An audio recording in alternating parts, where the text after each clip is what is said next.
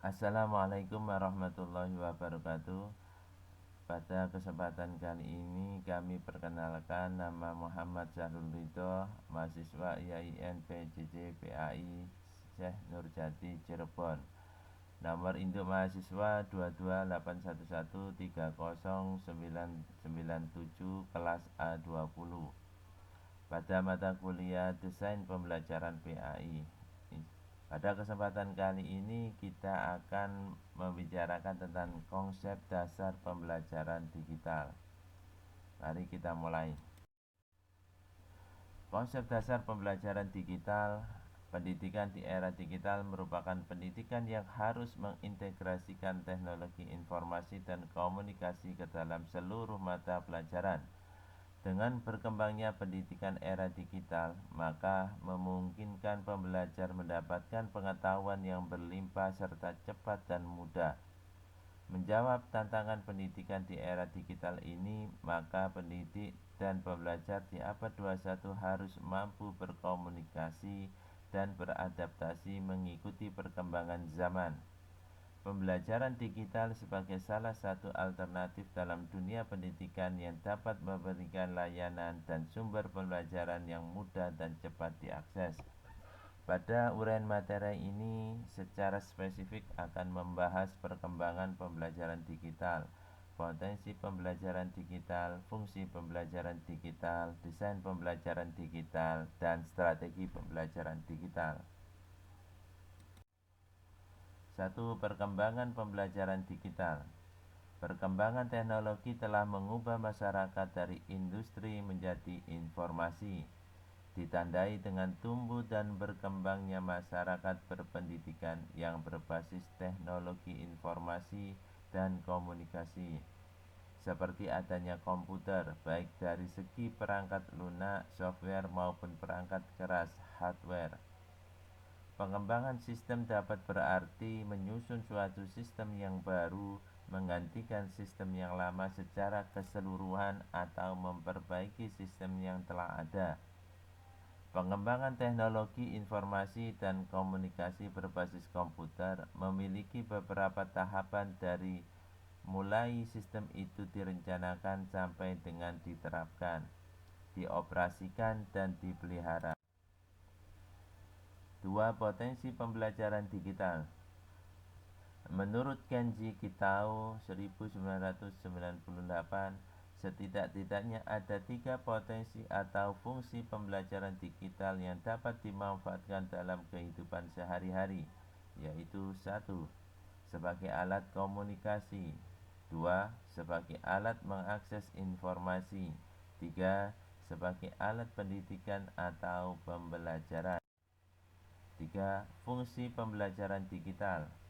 Karakteristik atau potensi pembelajaran digital dipandang sudah memadai sebagai dasar pertimbangan untuk penyelenggaraan kegiatan pembelajaran melalui pembelajaran digital.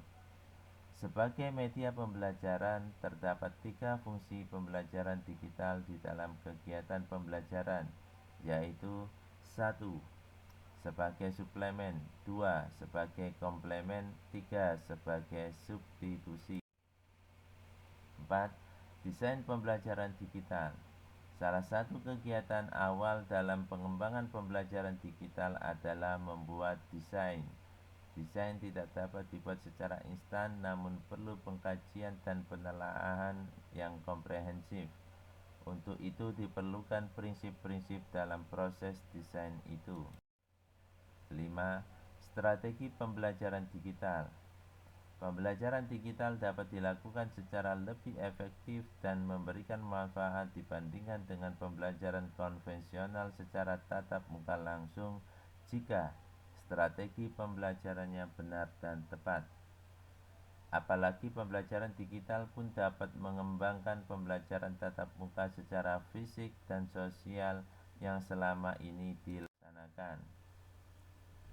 Faktor pendukung dan penghambat pembelajaran digital.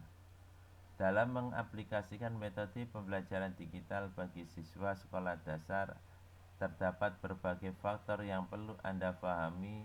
Faktor tersebut mencakup faktor pendukung dan penghambat pembelajaran. Faktor pendukung pembelajaran tentu saja hal-hal penting yang bisa memperlancar kegiatan belajar mengajar. Sedangkan faktor penghambat pembelajaran ialah hal-hal yang harus dihindari agar tidak mengganggu proses kelancaran belajar. Faktor penghambat ini juga perlu dicarikan solusi terbaik supaya kegiatan belajar mengajar bisa dilaksanakan dengan lancar. Sesuai dengan namanya, faktor penghambat memang bisa mengurangi kelancaran belajar. Faktor pendukung pembelajaran digital. Dalam pembelajaran digital ada beberapa faktor pendukung, sebut saja sarana dan prasarana. Dalam pembelajaran digital memerlukan 1. Sarana maupun sarana prasarana seperti handphone, komputer, tablet, koneksi internet, dan masih banyak lagi. Yang kedua, platform atau aplikasi yang bisa memudahkan dalam interaksi pembelajaran. 3. Faktor finansial. 4. Pemberian tugas. 5. Motivasi dari guru. Faktor penghambat pembelajaran digital. Selain faktor pendukung, ada juga faktor penghambat yang mengganggu kelancaran pembelajaran secara digital. Sebagai berikut, yaitu 1. Tidak adanya koneksi internet. 2. Keterbatasan ekonomi seringkali membuat siswa sulit memiliki HP, laptop, ataupun perangkat penunjang pembelajaran digital lainnya. 3. Kurangnya bimbingan dari guru. 4. Kurangnya pendampingan dari orang tua. Demikian apa yang bisa kami sampaikan dalam konsep pembelajaran digital ini dalam mata kuliah Desain Pembelajaran PAI. Terima kasih atas perhatian dan kerjasamanya.